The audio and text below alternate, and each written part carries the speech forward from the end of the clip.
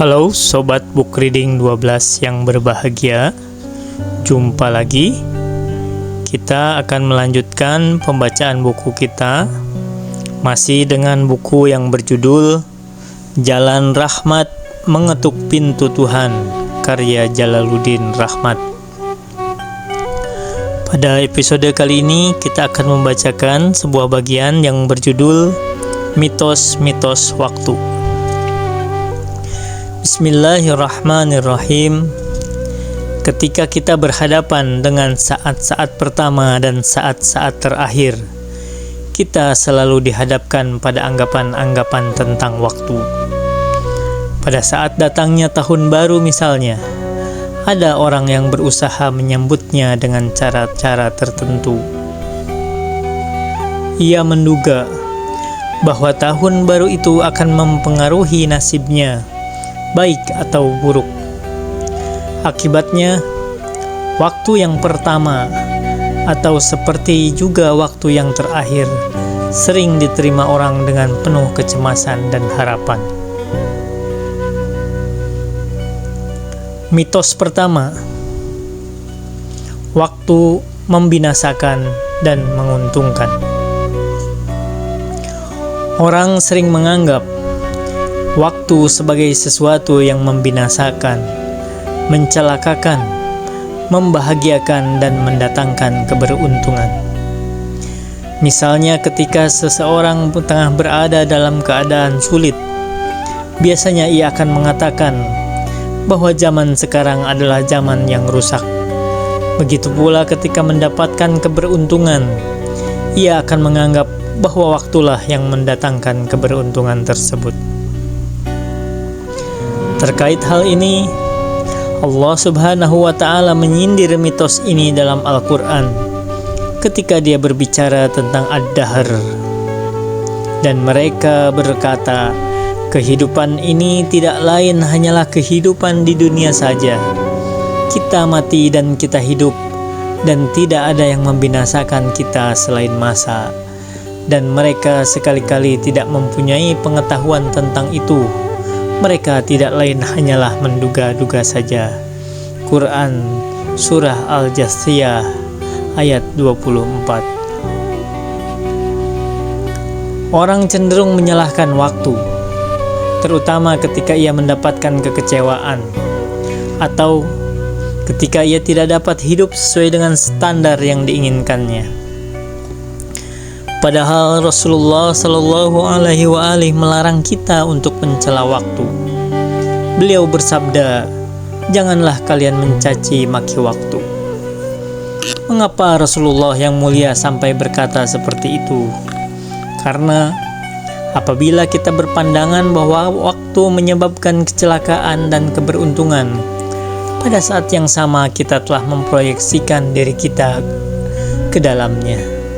Itulah mitos tipuan yang sering dipakai orang untuk menghindari tanggung jawab yang harus dipikulnya. Ali bin Muhammad Ar-Ridho mengungkapkan sebuah syair, manusia umumnya menyalahkan zaman, padahal zaman itu tidak punya kesalahan selain kesalahan diri kita sendiri. Begitulah kita menjelek-jelekan zaman kita, padahal kejelekan itu ada pada kita. Seandainya zaman bisa berbicara, maka ia akan mendakwa kita. Mizanul Hikmah Juz 4 halaman 235-236. Ketika orang tua mendapati anak-anaknya mulai berani melawan dan melakukan perbuatan-perbuatan yang bertentangan dengan nilai-nilai agama, orang tua kerap melakukan pembelaan. Memang sekarang zamannya seperti itu. Ketika para pemuda kecewa melihat tingkah laku orang tuanya dan mereka melakukan protes, maka orang tuanya akan segera berkata, memang sekarang ini zamannya sudah jelek. Zaman dipersalahkan karena ketidakmampuan manusia untuk mengisi dan memanfaatkannya. Ketika datang tahun baru, orang-orang akan segera menyambutnya dengan berbagai macam cara, karena mereka telah jatuh pada mitos ini. Mereka menganggap bahwa zaman yang akan datang akan banyak mempengaruhi kondisi kehidupannya. Mereka lupa bahwa dirinya sendiri yang akan menentukan zaman yang akan datang itu baik ataupun buruk. Orang Arab mengatakan, waktu itu seperti pedang. Kalau engkau tidak memotong waktu itu, maka dialah yang akan memotong. Dari sini kita bisa mengatakan bahwa kitalah yang menentukan bagaimana cara memanfaatkan waktu yang telah Allah karuniakan. Kitalah yang menentukan masa depan, bukan waktu. Memang pada setiap masa akan ada orang-orang yang mencaci kondisi zaman di mana ia hidup. Kalau kita menelaah kitab Ihya Ulumuddin, kita akan mendapatkan bagaimana Imam Al-Ghazali menceritakan suatu zaman yang kacau balau. Apa yang diceritakan Al-Ghazali di zamannya? Misalnya tentang ulama yang menjual lawakan di mimbar-mimbar, sama seperti yang kita alami sekarang ini. Sepanjang sejarah, ada saja orang yang menghabiskan waktunya untuk mencaci maki zaman. Ia tidak melakukan tindakan apapun untuk memperbaiki zaman dan generasinya. Mitos kedua, waktu memberikan pertanda nasib.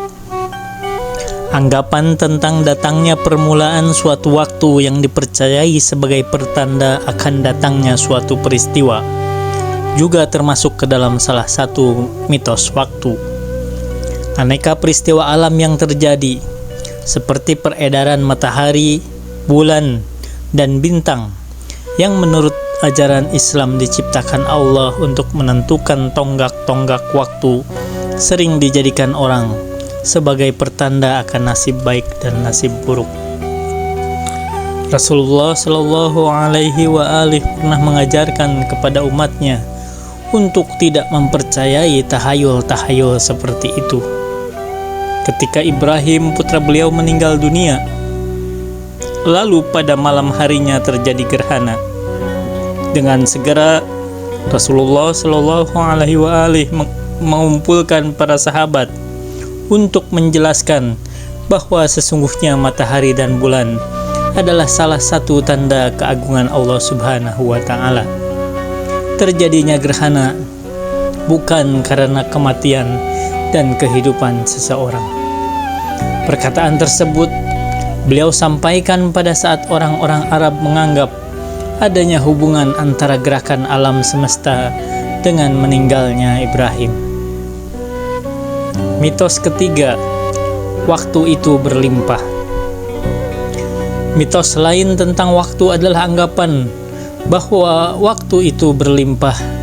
Akibatnya, banyak orang menangguhkan pekerjaan pada waktu yang lain.